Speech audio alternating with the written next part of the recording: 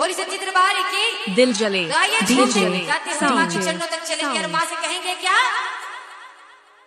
जोड़े जोड़े नारियल, जोड़े जोड़े नारियल तो ही चढ़े बोना कि मैया, तो ही चढ़े बोना कि मैया खोली ना वो की बढ़िया उधर सनवारे होना।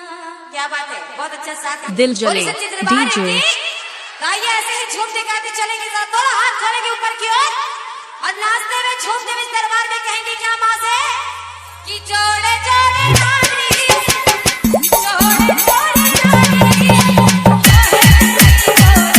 कि मैया कि मैया कि मैया खोली ना होके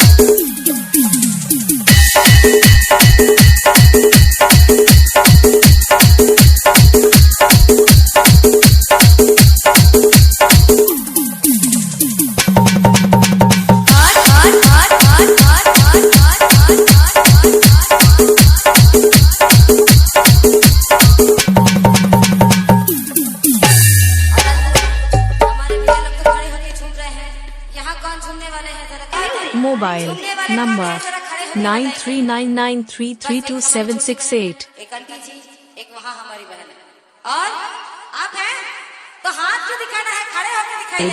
बोली सच्ची दरबार की क्या बात है, यहाँ सच्चे भक्त है। मैंने कहा तुरंत खड़े होके बोली सच्ची दरबार की, बोली शिव दरबारी मैया की। तो आइए झूमेंगे इस दरबार में, क्योंकि ये दरबार कल नसीब नहीं होगा हम लोगों को। एक साल के बाद अगर नसीब अपना है अच्छा तो ही फिर दर्शन होगा इस दरबार में। तो ये रात जो मिली है हमें, हम सबको, आइए इसका लाभ उठाए, माँ की भक्ति में सराबोर हो जाए। बोली सच्ची दरबार की, बोली शेरवाली मैया की। तो आइए झूमते हुए भैया जी कहेंगे क्या कि जोड़े जोड़े फूला, जोड़े जोड़े फूला,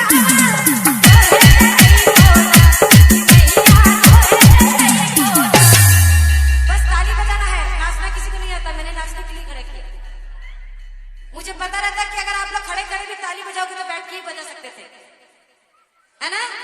चलिए एक बात बताइए, झूमना किसको आता है? आता है? चलिए देखती हूँ। बोली सच्ची दरबार की। तो आइए कहना है कि जोड़े जोड़े